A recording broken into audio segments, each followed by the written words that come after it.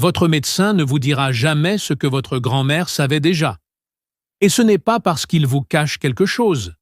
C'est parce que le système médical moderne a été construit sur des médicaments brevetables, sur des molécules synthétiques que les laboratoires peuvent vendre, pas sur des plantes qui poussent dans le jardin de tout le monde. En France, plus de 17 millions de personnes vivent avec de l'hypertension artérielle. 17 millions. C'est une personne sur 3 de plus de 40 ans. Et pourtant, la grande majorité d'entre elles ne le sait même pas, parce que l'hypertension ne fait pas mal.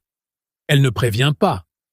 Elle s'installe en silence, pendant des années, pendant des décennies, comme une rivière qui creuse lentement son lit dans la roche. On appelle ça le tueur silencieux. Pas de douleur, pas de signes visibles. Juste une pression qui monte, imperceptiblement, et qui un jour provoque un accident vasculaire cérébral, une crise cardiaque, une insuffisance rénale ou une démence vasculaire. Mais voici ce que personne ne vous dit vraiment. Avant que les médicaments antihypertenseurs n'existent, avant que les laboratoires pharmaceutiques ne dominent la médecine, avant les IEC, les bêta-bloquants, les diurétiques thiazidiques, les femmes et les hommes qui souffraient de pression artérielle élevée se tournaient vers autre chose. Vers leur jardin, vers leur cuisine, vers des savoirs transmis de mère en fille depuis des générations. Et ces remèdes fonctionnaient. Pas parce que les gens étaient naïfs ou ignorants, mais parce que la nature, quand on sait l'utiliser, contient des molécules actives que la science moderne commence seulement à comprendre. Ces remèdes, on ne les appelle pas alternatifs, on les appelle ancestraux. Ce mot fait toute la différence. Alternatif, ça sous-entend non prouvé. Ancestral, ça signifie validé par des millénaires de pratiques humaines et de plus en plus confirmé par la recherche contemporaine.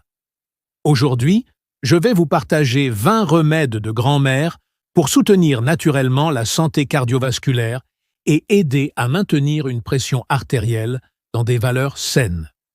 Certains de ces remèdes vous surprendront. D'autres, vous les avez peut-être oubliés quelque part dans vos souvenirs d'enfance. Mais tous ont quelque chose en commun. Ils travaillent avec votre corps, pas contre lui. Avant de commencer, une précision qui ne souffre aucune exception. Ces remèdes sont des compléments d'une hygiène de vie saine, pas des substituts à un traitement médical prescrit. Si vous prenez actuellement des médicaments antihypertenseurs, ne les arrêtez jamais sans en parler à votre médecin. Jamais. Certains des remèdes que nous allons voir ont des effets réels sur la pression artérielle. Les associer sans surveillance à des médicaments peut provoquer des hypotensions dangereuses. Ce que nous voyons ensemble aujourd'hui est une invitation à enrichir votre mode de vie, à prendre soin de vous de manière plus complète, pas à remplacer votre suivi médical. Cela dit, commençons. Remède numéro 1. L'ail noir fermenté. Votre grand-mère avait raison de mettre de l'ail dans tout, dans les soupes, dans les sauces, dans les légumes sautés, dans les ragoûts qui mijotaient des heures sur le feu. Mais l'ail noir, c'est quelque chose de différent. C'est l'ail ordinaire qui a été fermenté pendant 3 à 4 semaines dans des conditions contrôlées de chaleur douce et d'humidité, entre 60 et 70 degrés Celsius, dans un espace confiné. Cette fermentation lente transforme la composition chimique de l'ail de manière remarquable. Elle convertit l'allicine, le composé soufré principal de l'ail frais, en S-allylcystéine, une molécule beaucoup plus stable, beaucoup plus biodisponible et surtout dotée d'effets cardiovasculaires bien documentés. Des études publiées dans le Journal of Nutrition ont montré que la S-allylcystéine possède un effet vasodilatateur direct. Elle stimule la production d'oxyde nitrique par l'endothélium vasculaire, cette couche de cellules extraordinaires qui tapissent l'intérieur de vos artères. L'oxyde nitrique est votre vasodilatateur endogène le plus puissant. Quand il est produit en quantité suffisante, les muscles lisses des parois vasculaires se relâchent, les vaisseaux se dilatent, la résistance diminue, et la pression artérielle baisse. La fermentation élimine également les composés soufrés irritants, qui donnent à l'ail cru son odeur caractéristique et parfois son effet irritant sur l'estomac. L'ail noir a un goût doux, légèrement sucré, presque balsamique, très différent de l'ail cru. La méthode de grand-mère est simple. 2 à 3 gousses d'ail noir entières chaque matin à jeun, à mâcher lentement pendant 30 secondes avant d'avaler. Ou incorporer dans le yaourt du matin, dans la salade du midi, dans la sauce du soir. Ce n'est pas un remède de crise, c'est un remède de fond, à pratiquer sur des semaines et des mois. Et ses effets, cumulatifs, sont réels. Remède numéro 2. L'infusion de tilleul le soir. Si vous avez grandi à la campagne en France, en Belgique, en Suisse, vous vous souvenez peut-être du tilleul.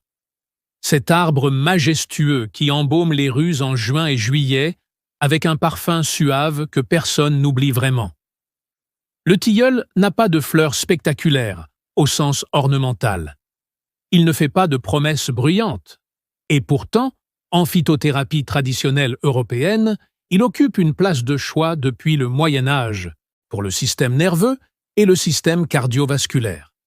Ses fleurs et ses bractées contiennent des flavonoïdes spécifiques, notamment le tillyroside et le quercétol, ainsi que des mucilages et des huiles essentielles qui agissent conjointement sur le système nerveux autonome. Le mécanisme est indirect mais puissant. Le stress chronique est l'un des premiers ennemis de la tension artérielle. Quand le cortisol et l'adrénaline restent élevés de manière chronique, ils provoquent une vasoconstriction persistante, une augmentation de la fréquence cardiaque et une rétention de sodium par les reins, 3 mécanismes qui font monter la pression. Le tilleul, en apaisant le système nerveux central, en favorisant un sommeil plus profond et plus réparateur, brise ce cycle de manière douce et progressive. Et le sommeil réparateur n'est pas un luxe pour la tension artérielle. C'est une nécessité physiologique. Des études épidémiologiques ont montré qu'une mauvaise qualité de sommeil double presque le risque d'hypertension sur le long terme. La méthode grand-mère, une poignée généreuse de fleurs séchées de tilleul dans 500 ml d'eau frémissante, pas bouillante, car la chaleur excessive détruit les huiles essentielles, infusée 10 à 12 minutes, bien couverte. À boire tiède ou chaud, le soir, entre le dîner et le coucher. Avec un peu de miel si vous aimez le sucre. Mais sans sucre blanc, s'il vous plaît. C'est le contraire de ce dont votre tension artérielle a besoin. Remède numéro 3. Le vinaigre de cidre non filtré. Il n'y a probablement pas un seul foyer rural en France, dans aucune région, où le vinaigre de cidre n'avait pas sa place dans le placard à pharmacie familiale. Et ce n'est pas du folklore. Le vinaigre de cidre non filtré, celui qui contient encore la mer, cette substance trouble composée de bactéries bénéfiques et d'enzymes actives, est une matière biochimiquement complexe. Il contient de l'acide acétique, principal composé actif, des polyphénols issus des pommes, de l'acide chlorogénique et des composés phénoliques variés. Ces molécules agissent sur la pression artérielle par plusieurs mécanismes croisés. Premièrement, elles inhibent partiellement l'enzyme de conversion de l'angiotensine, aussi appelée ECA ou ACE en anglais. Cette enzyme est exactement celle que les médicaments antihypertenseurs appelés IEC cherchent à bloquer. Les inhibiteurs de l'ECA sont l'une des classes de médicaments les plus prescrites au monde. Le vinaigre de cidre fait la même chose, moins puissamment, mais sans les effets secondaires.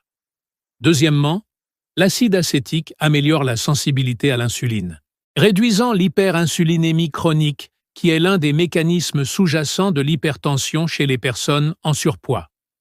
Troisièmement, les polyphénols réduisent l'inflammation systémique vasculaire.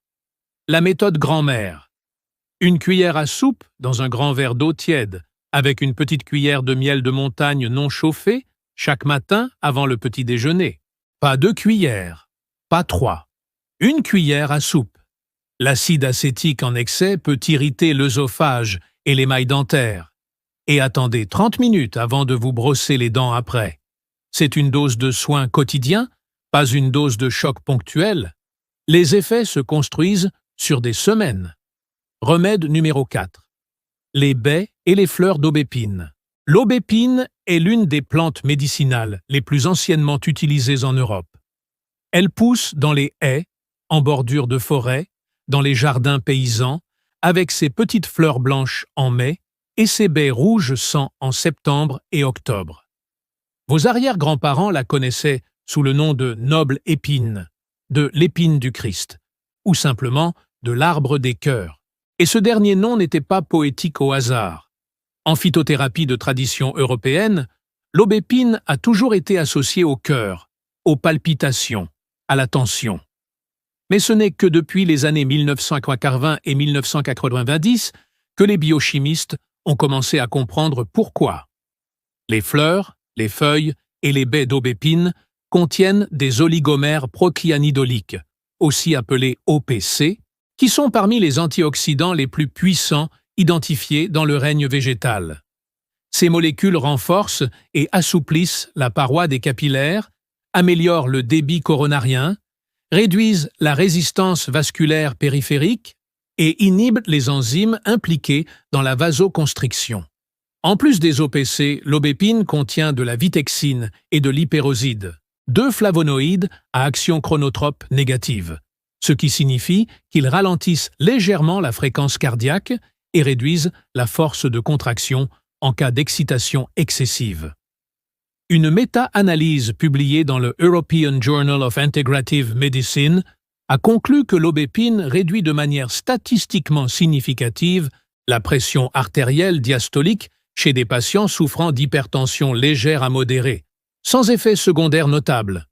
La méthode grand-mère, une décoction de baies séchées d'aubépine, une cuillère à soupe dans 400 polymètres tatouinan d'eau froide, portée à ébullition et mijotée doucement 20 minutes.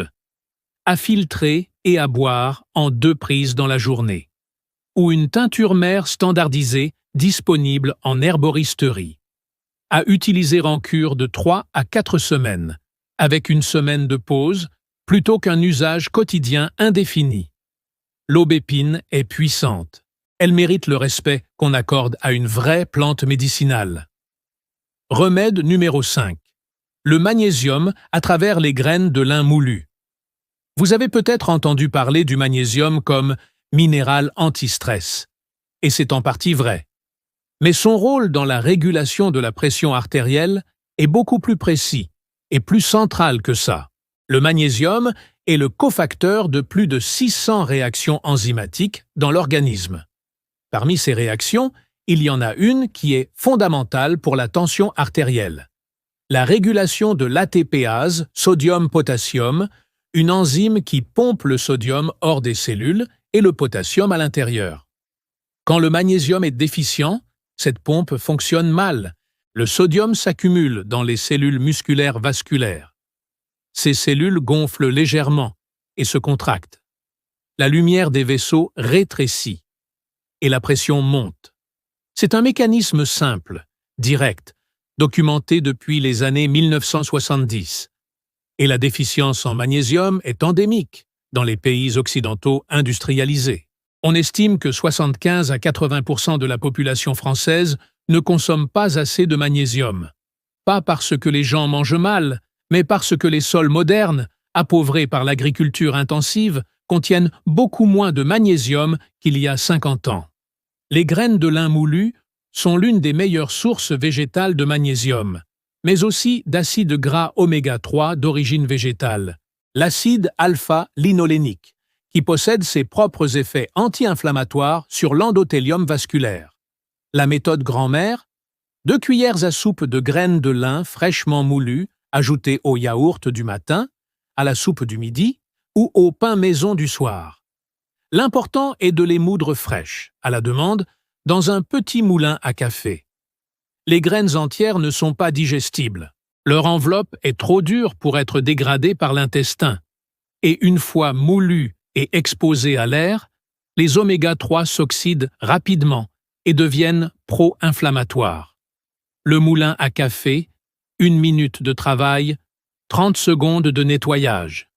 Des semaines de bénéfices pour votre cœur. Remède numéro 6. Le thé d'hibiscus. En Afrique de l'Ouest, on l'appelle le bissap. Dans les pays arabes et en Égypte, le karkadé. En Jamaïque, sorel. En Thaïlande, nom manao. Et dans le bassin méditerranéen, de plus en plus simplement hibiscus. Cette fleur séchée d'une couleur rouge pourpre profond fait l'objet, depuis une vingtaine d'années, d'une attention scientifique considérable pour ses effets cardiovasculaires. Un essai clinique randomisé contrôlé, publié dans le Journal of Human Hypertension en 2010, a comparé le thé d'hibiscus à un placebo sur 65 patients adultes présentant une hypertension légère à modérée. Le groupe traité consommait 3 tasses de thé d'hibiscus par jour pendant 6 semaines. Résultat, une réduction de 7,2 mmHg de la pression systolique moyenne et de 3,1 mmHg de la pression diastolique. Pour mettre ces chiffres en perspective, un médicament de première intention comme le lisinopril réduit la pression systolique de 10 à 12 mmHg en moyenne. La différence est réelle, mais l'écart est moins grand qu'on ne le suppose, et l'hibiscus ne provoque pas de toux sèche persistante, l'effet secondaire le plus fréquent des IEC. Le mécanisme est attribué principalement aux anthocyanes, des pigments antioxydants puissants qui inhibent l'enzyme de conversion de l'angiotensine, favorisent la production endothéliale d'oxyde nitrique et possèdent des propriétés diurétiques légères qui réduisent le volume sanguin en circulation. La méthode grand-mère, 2 à 3 cuillères à soupe de fleurs séchées d'hibiscus dans 1 litre d'eau fraîchement bouillie, infusée 15 minutes à couvert. À boire froid ou chaud, sans sucre ajouté ou avec une touche de miel. 2 à 3 tasses réparties dans la journée. La couleur est d'un rouge magnifique. Et l'effet, bien documenté. Remède numéro 7. Le potassium et l'équilibre sodium-potassium. Voici un fait que les cardiologues reconnaissent unanimement, mais que peu de gens comprennent vraiment dans sa dimension historique. Le sodium ne cause pas l'hypertension seul. Le problème fondamental est le déséquilibre entre le sodium et le potassium. Nos ancêtres chasseurs-cueilleurs, et même nos arrière-grands-parents paysans, consommaient naturellement un ratio potassium-sodium de l'ordre de 10 pour 1. 10 fois plus de potassium que de sodium. C'est le ratio pour lequel nos reins, nos vaisseaux et nos cellules ont été conçus par l'évolution. Aujourd'hui, dans un régime occidental typique, ce ratio est pratiquement inversé. On consomme 2 à 3 fois plus de sodium que de potassium. Et cette inversion est l'une des causes les plus profondes et les plus sous-estimées de l'épidémie d'hypertension contemporaine. Le potassium agit de plusieurs manières sur la pression artérielle. Il favorise l'excrétion rénale du sodium. Il hyperpolarise les membranes des cellules musculaires vasculaires, les rendant moins réactives aux signaux de vasoconstriction. Et il réduit la sensibilité des récepteurs adrénergiques vasculaires au stress. Les meilleures sources alimentaires de potassium sont exactement les aliments que vos grands-parents cultivaient dans leur potager. La courge, la betterave, le haricot blanc et rouge, l'épinard, la pomme de terre avec sa peau, l'avocat, la banane, le poireau, le panais. La méthode grand-mère, remplacer progressivement les aliments ultra-transformés riches en sodium par des aliments entiers, bruts, riches en potassium. Ne pas ajouter de sel à la cuisine. Assaisonner avec des herbes aromatiques à la place. Ce n'est pas un remède miracle avec un effet immédiat spectaculaire. Mais c'est peut-être le changement alimentaire le plus profond et le plus durable de toute cette liste. Remède numéro 8. La décoction de feuilles d'olivier. Les feuilles de l'olivier. Pas ses fruits magnifiques. Pas son huile dorée. Pas ces olives que vous mettez dans les apéritifs. Ces feuilles. Les populations méditerranéennes utilisaient les feuilles d'olivier depuis l'Antiquité, pour faire baisser la fièvre dans les infections, pour traiter les plaies, pour stabiliser la glycémie des diabétiques, et pour soutenir le cœur des anciens. La science du XXe siècle a identifié le composé responsable de la plupart de ces effets, l'oleuropéine. Cette molécule phénolique, présente en concentrations élevées dans les feuilles fraîches ou séchées, est un inhibiteur calcique naturel. Elle bloque les canaux calciques des cellules musculaires lisses vasculaires, ce qui provoque leur relâchement et la dilatation des vaisseaux. Exactement comme le font les médicaments de la classe des inhibiteurs calciques, comme le verapamil ou l'amlodipine, mais sans les effets secondaires de ces médicaments. Œdème des chevilles, constipation, interactions médicamenteuses.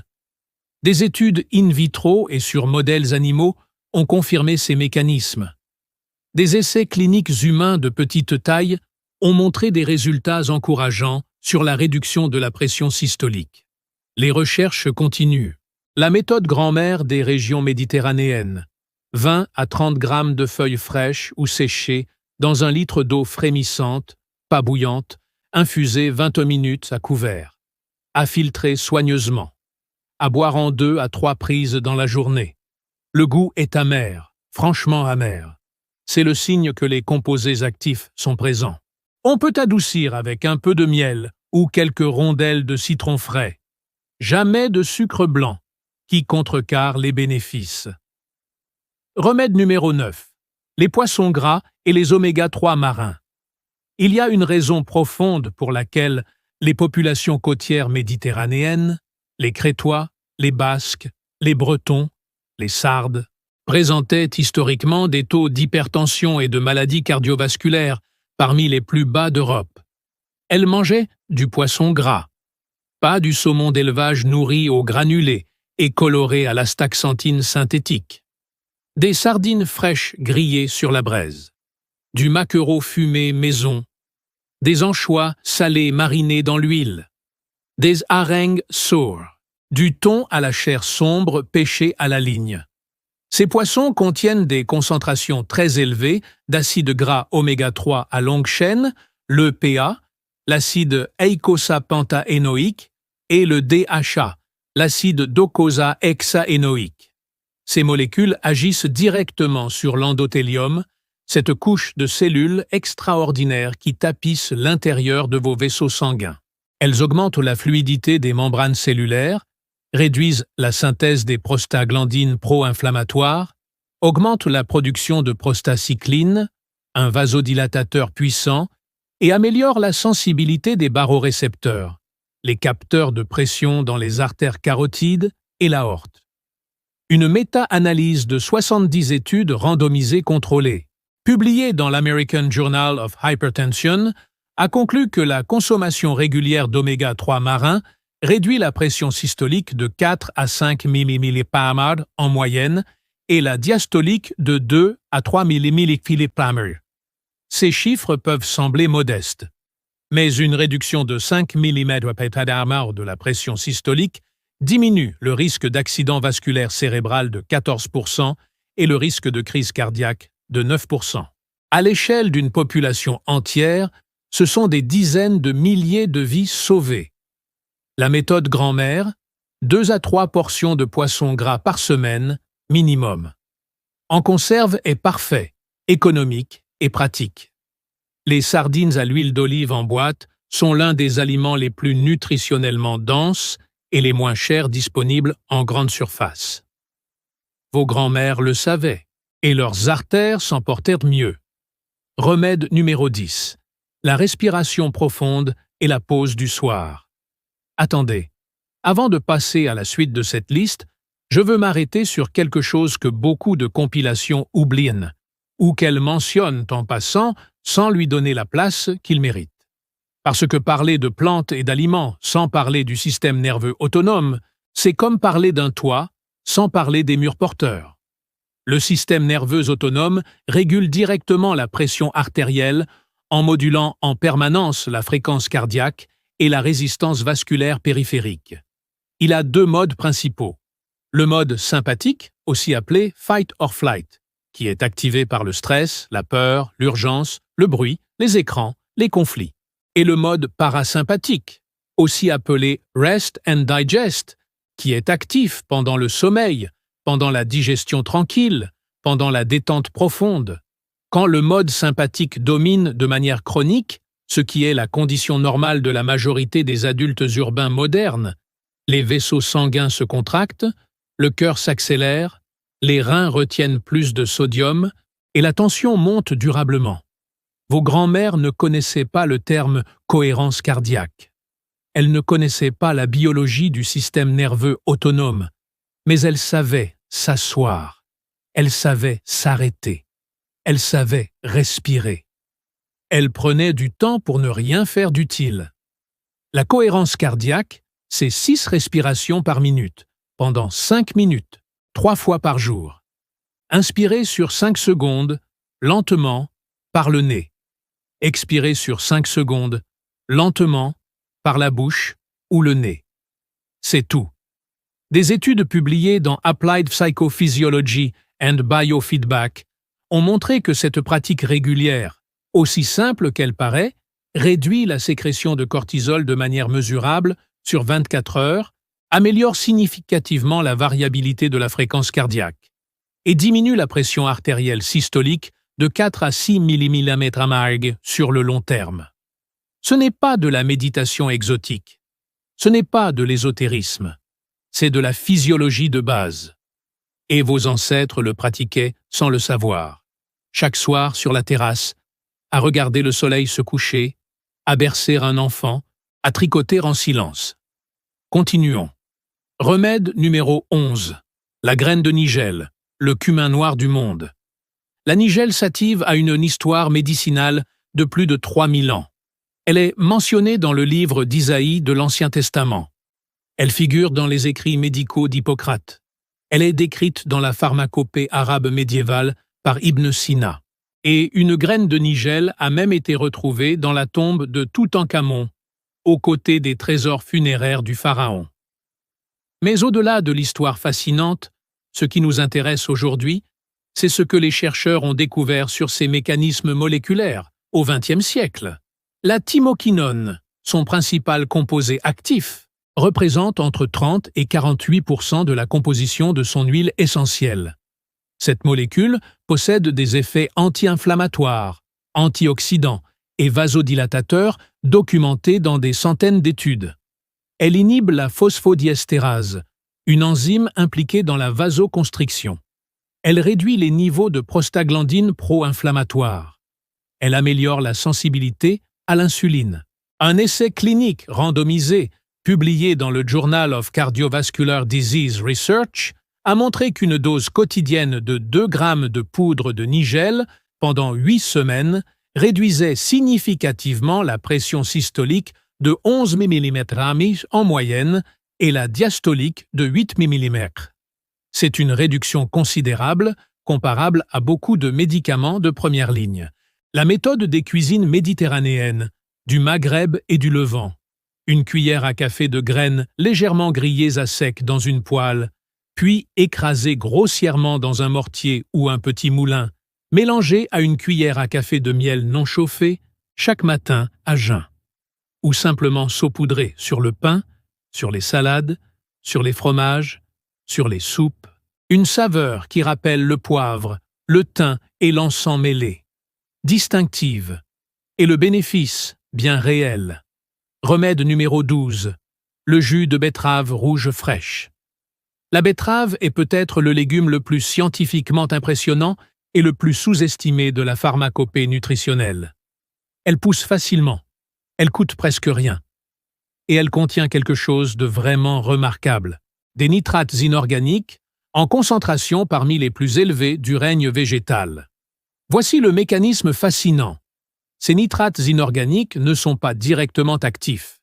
Ils sont d'abord transformés en nitrites par les bactéries naturellement présentes dans votre salive, dans votre bouche, sur votre langue. Voilà pourquoi il ne faut jamais se rincer la bouche avec un bain de bouche antiseptique dans les heures qui suivent la consommation de betterave.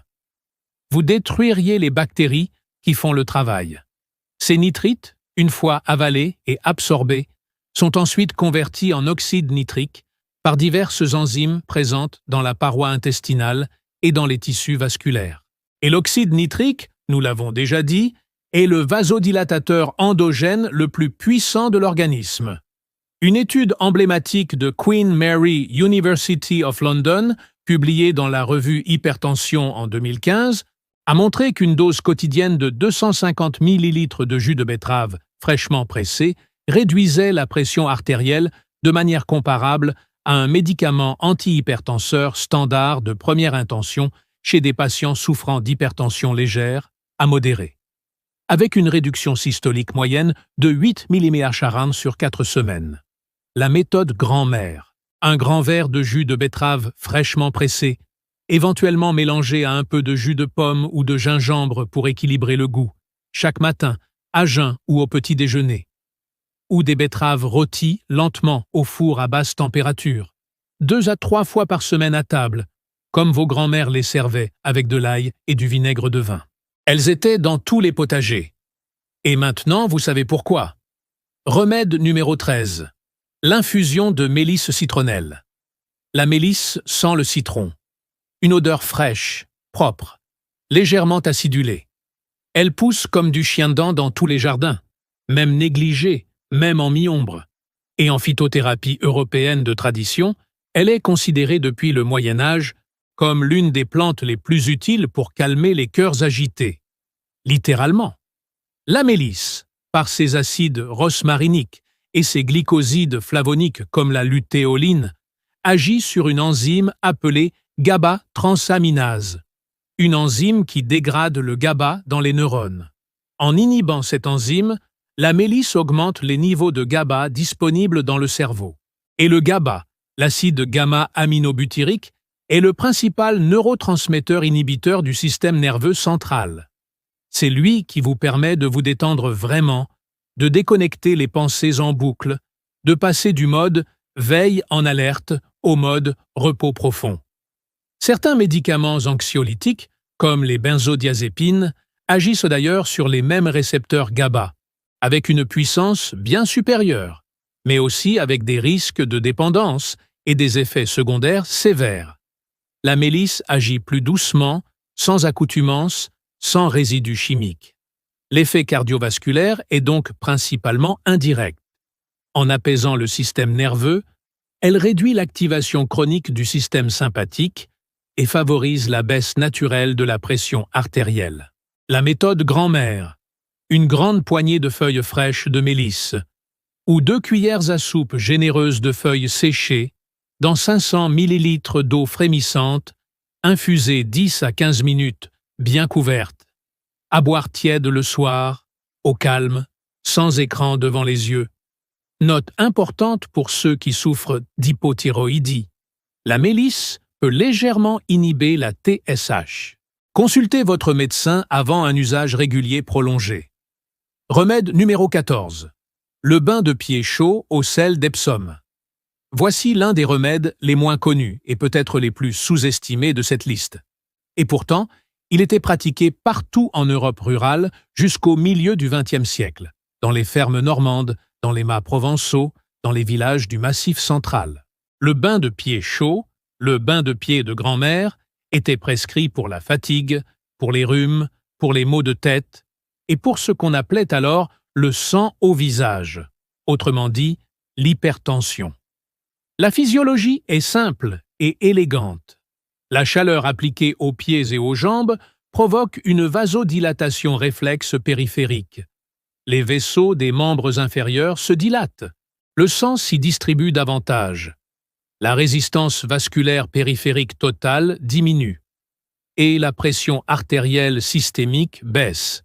C'est un rééquilibrage hydraulique par la chaleur. L'ajout de sel d'Epsom dans l'eau du bain apporte une dimension supplémentaire. Le sel d'Epsom est du sulfate de magnésium pur, et le magnésium, comme nous l'avons vu au remède numéro 5, est un vasodilatateur et un régulateur essentiel de la pression artérielle. Des études ont montré qu'une petite fraction du magnésium peut être absorbée par voie transcutanée dans ces conditions, c'est-à-dire à travers la peau immergée dans une eau chaude légèrement concentrée. La méthode grand-mère, une grande bassine robuste, de l'eau chaude à 40-42 degrés Celsius, pas plus pour éviter les brûlures, 2 grandes poignées de sel d'Epsom, une pierre de massage si vous avez, et les pieds dedans pendant 20 à 30 minutes. Le soir, avant le coucher, en lisant un livre, en écoutant de la musique douce, en ne faisant rien d'urgent.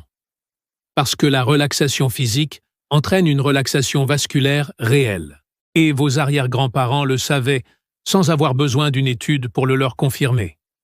Remède numéro 15. Le chocolat noir à 85% et les flavanols du cacao. Voici le remède que vous alliez probablement partager en premier à quelqu'un que vous aimez. Et vous aurez raison. Le chocolat noir, vrai chocolat noir. Pas ces confiseries sucrées au cacao qui occupent les rayons des supermarchés, mais le chocolat avec minimum 85% de pâte de cacao est l'une des sources alimentaires les plus concentrées en flavanols végétaux. Les flavanols du cacao, notamment la catéchine, l'épicatéchine et les procyanidines, ont fait l'objet de plus de 250 études cliniques et épidémiologiques au cours des 20 dernières années. Leurs mécanismes sur la pression artérielle sont maintenant bien compris. Ils stimulent la production d'oxyde nitrique par les cellules endothéliales. Ils activent la voie ENOS, l'oxyde nitrique synthase endothéliale. Ils favorisent la vasodilatation dépendante de l'endothélium. Ils réduisent l'agrégation plaquettaire. Et ils possèdent des effets anti-inflammatoires systémiques mesurables. Une méta-analyse publiée dans BMC Médecine en 2012, regroupant 20 études randomisées contrôlées, a conclu que la consommation régulière de chocolat noir ou de cacao réduit la pression artérielle systolique de 2 à 4 mmHg et la diastolique de 1 à 2 mmHg en moyenne, avec des effets plus marqués chez les sujets hypertendus. Mais attention, ces bénéfices disparaissent quand le chocolat est transformé avec du lait, du sucre en excès, des émulsifiants industriels, des arômes artificiels. Le procédé dit Dutching, qui alcalinise le cacao pour adoucir son amertume, détruit jusqu'à 70% des flavanols.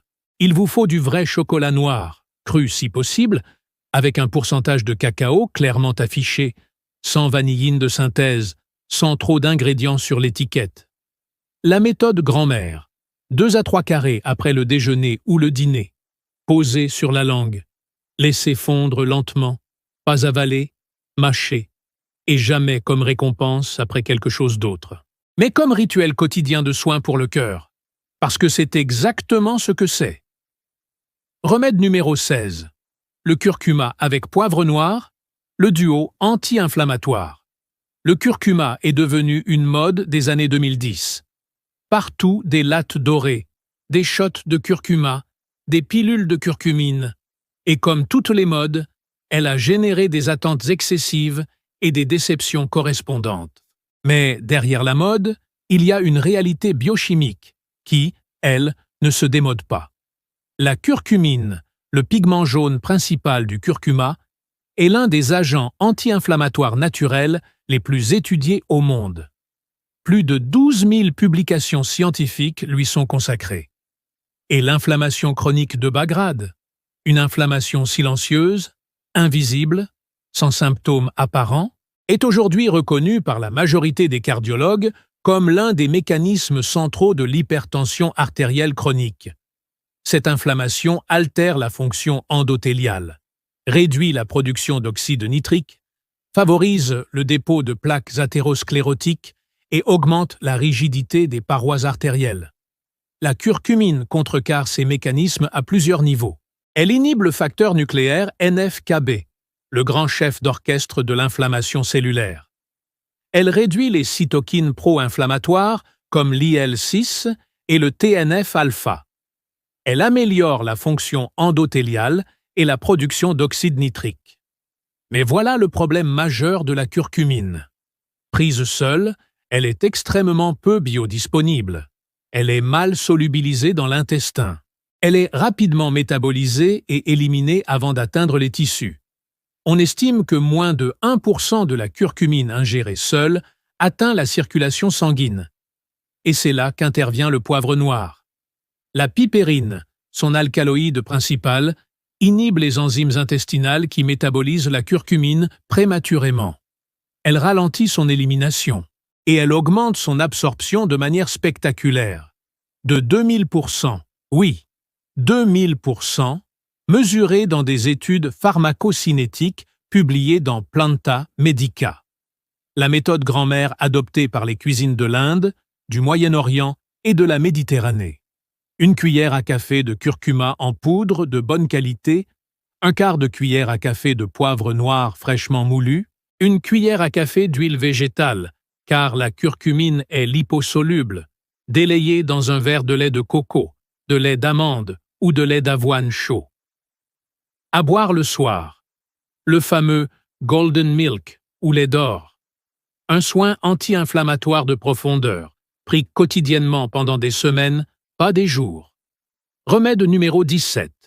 La marche pieds nus sur la terre et l'herbe. Je sais ce que vous êtes en train de penser. Ce n'est pas vraiment un remède de grand-mère. C'est quelque chose d'un peu excentrique. Et pourtant, avant que le bitume ne recouvre nos villes et nos chemins, avant que les semelles épaisses en polymère synthétique ne nous isolent du sol, les gens marchaient pieds nus dans les jardins, dans les champs, sur l'herbe humide du petit matin, sur la terre fraîche des sous-bois. Sans le savoir, ils bénéficiaient de ce que les biophysiciens appellent aujourd'hui « earthing » ou « grounding », le contact électrique direct entre le corps humain conducteur et la surface légèrement chargée négativement de la Terre. Des études publiées dans le Journal of Alternative and Complementary Medicine et dans le Journal of Inflammation Research ont montré des effets mesurables de cette pratique sur des marqueurs biologiques.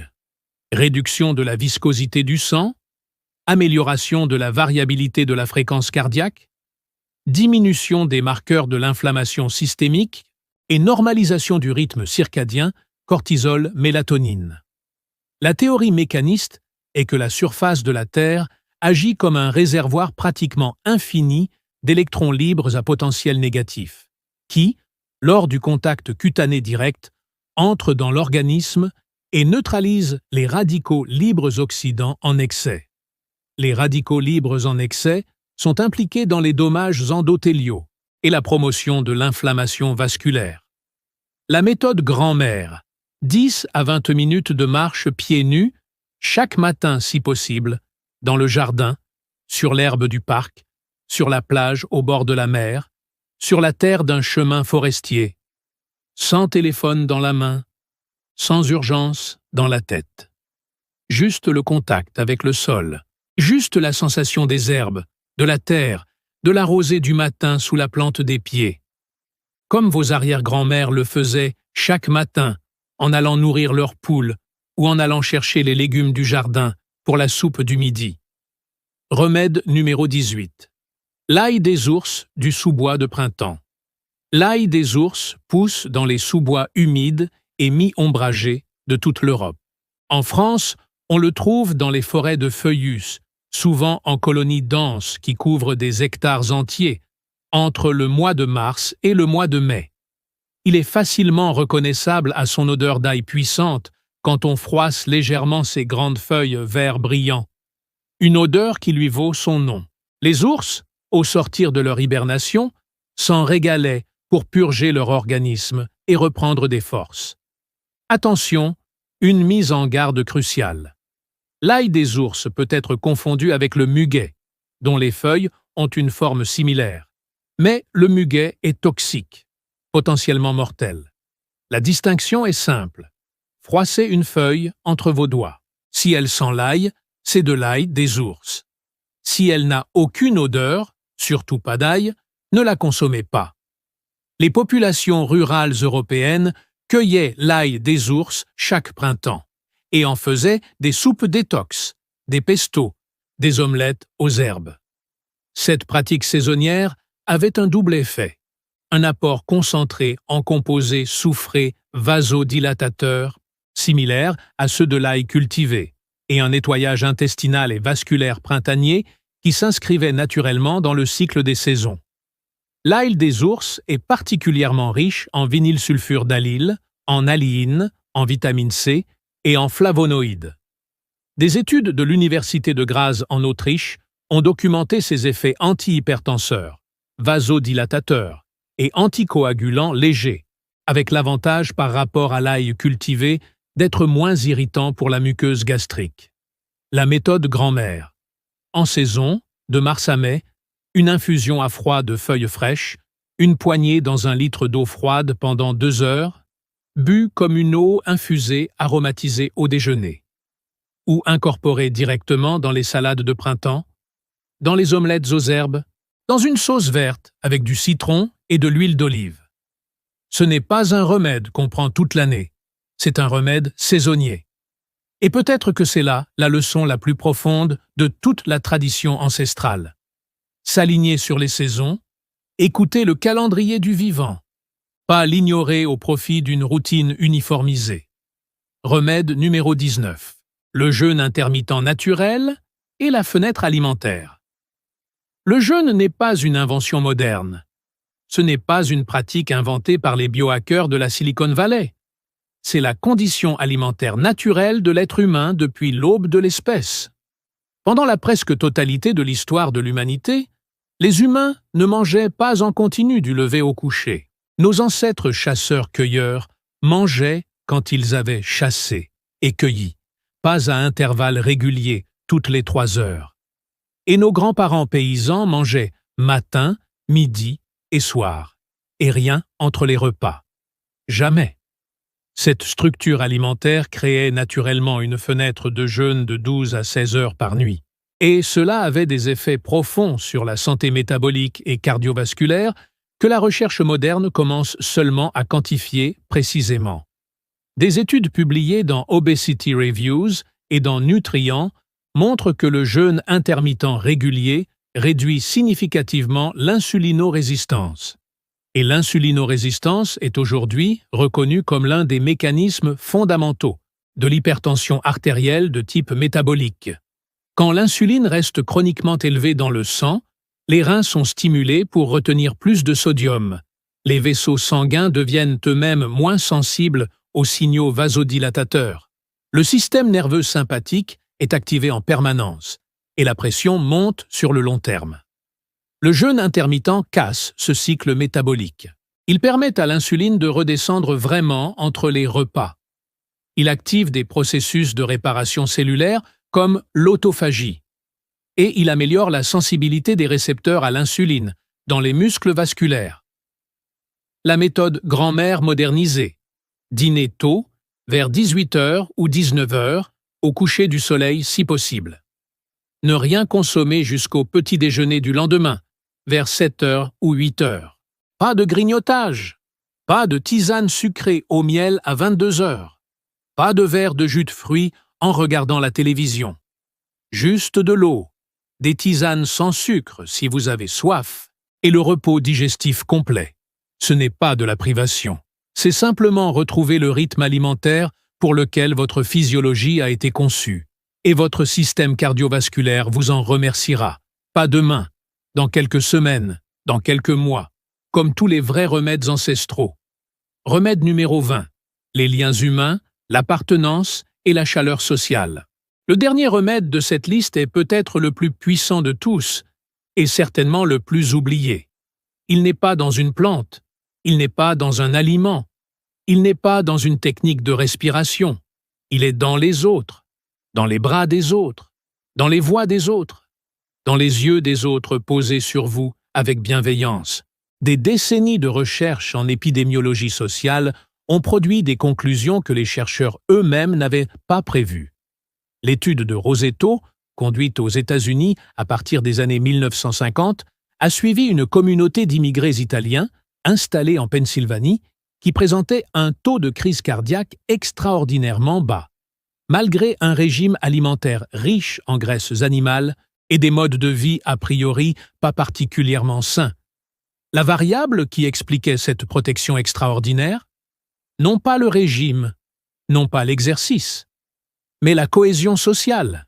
Cette communauté vivait ensemble, mangeait ensemble, veillait sur ses anciens, se soutenait en cas de difficulté. Quand, dans les années 1970 et 1980, la communauté de Roseto s'est américanisée, que les familles sont devenues plus individualistes, que les repas communs ont disparu, que les anciens ont commencé à être placés en maison de retraite, les taux de crise cardiaque ont rejoint la moyenne nationale. La chaleur sociale avait disparu.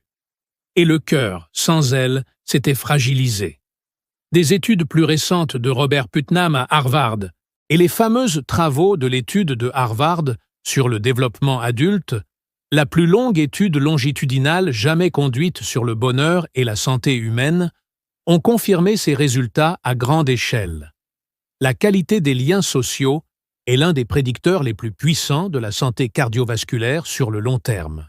Les personnes socialement isolées ont un risque d'hypertension significativement plus élevé, un risque d'infarctus augmenté de 29% et un risque d'AVC augmenté de 32% par rapport aux personnes socialement bien intégrées. Et ce n'est pas seulement psychologique, pas seulement dans la tête. L'isolement social chronique active le système nerveux sympathique de manière persistante. Il élève les taux de cortisol et de noradrénaline. Il augmente l'inflammation systémique mesurable dans le sang. Et il réduit la production d'ocytocine, la molécule de l'attachement et du lien, qui possède des effets directement protecteurs sur le système cardiovasculaire en favorisant la vasodilatation et en réduisant l'inflammation. Vos grands-mères n'étaient pas seules. Elles vivaient dans des maisons pleines d'enfants et de petits-enfants. Elles avaient leurs voisines avec qui elles partageaient les conserves, les recettes, les nouvelles. Elles allaient à la messe ou au marché ou au café, non pas pour la messe ou le marché ou le café, mais pour les autres, pour appartenir à quelque chose de plus grand qu'elles-mêmes, et leur cœur, entouré de chaleur humaine, en était plus fort, plus souple, plus durable. La méthode grand-mère pour ce dernier remède: appelez quelqu'un que vous aimez, au téléphone, avec votre voix, au lieu d'envoyer un message écrit sans visage. Prendre un repas avec d'autres, autour d'une table, sans écran, au lieu de manger seul devant une série. Rejoindre un groupe, une association, un jardin communautaire, un cercle de lecture. S'asseoir avec un voisin âgé et l'écouter vraiment pendant 20 minutes. Ce ne sont pas des clichés sentimentaux. Ce sont des prescriptions cardiovasculaires, aussi sérieuses et peut-être plus durables que n'importe quel médicament de la liste des 20 précédents. Nous voilà arrivés au bout de ces 20 remèdes. 20 manières différentes d'approcher la même réalité fondamentale. Votre corps sait comment réguler sa pression artérielle. Il le fait depuis des millions d'années. C'est ce pourquoi il a été conçu par des millions d'années d'évolution. Ce qu'il lui faut, ce ne sont pas des ordres chimiques brutaux, ce sont des conditions qui permettent à ses propres mécanismes de régulation de fonctionner. L'ail noir pour les vaisseaux, le tilleul pour les nerfs et le sommeil, le vinaigre de cidre pour l'enzyme de conversion, l'aubépine pour le cœur et les capillaires, le magnésium des graines de lin pour les muscles vasculaires, l'hibiscus pour l'endothélium et les anthocyanes, le potassium pour rééquilibrer le sodium dans les cellules, l'oleuropéine de l'olivier pour relâcher les parois artérielles, les oméga-3 du poisson gras pour fluidifier et protéger, la respiration profonde pour calmer le système nerveux sympathique, la nigelle pour son action anti-inflammatoire profonde, la betterave pour son oxyde nitrique naturel, la mélisse pour activer le parasympathique, le bain de pied pour la vasodilatation réflexe, le chocolat noir pour ses flavanols, et l'endothélium, le curcuma, et le poivre noir pour l'inflammation de fond, la marche pieds nus pour le contact avec la terre, l'ail des ours pour le nettoyage printanier saisonnier, le jeûne intermittent pour la sensibilité à l'insuline et les reins, et les liens humains pour ce que rien d'autre ne peut remplacer. Ces remèdes ne sont pas des miracles à effet instantané. Ils ne fonctionnent pas en quelques heures ou quelques jours. Ils fonctionnent comme la vie fonctionne, lentement, en profondeur, cumulativement, durablement. Il fonctionne comme fonctionnait la sagesse de vos grands-mères, pas en cherchant à impressionner, pas en promettant le spectaculaire, mais en faisant quelque chose de simple, de bon, de cohérent, chaque jour, semaine après semaine, mois après mois. Commencez par un seul de ces remèdes, pas par tous les 20 en même temps. Intégrez-en un pendant 2 semaines complètes. Observez comment votre corps répond. Notez si vous dormez mieux. Notez si vous vous sentez plus calme. Notez si votre tension mesurée à domicile évolue. Puis ajoutez le suivant. Construisez votre protocole personnel comme vos ancêtres construisaient leur maison. Pierre par pierre, avec soin, sur des fondations solides. Votre corps n'a pas besoin d'une révolution violente. Il a besoin d'une direction douce, cohérente, persistante, et vous venez de lui en donner 20. Si cette vidéo vous a été utile, si elle vous a rappelé quelque chose que vous saviez déjà mais que vous aviez oublié, laissez un commentaire avec le remède qui vous a le plus surpris. Celui que vous n'aviez pas vu venir, celui que votre propre grand-mère pratiquait peut-être sans jamais lui avoir donné de nom scientifique, parce que ce savoir appartient à tout le monde. Il traverse les générations. Il n'a pas de brevet. Il n'a pas de prix. Il a juste besoin d'être transmis. Et c'est ce que nous venons de faire ensemble.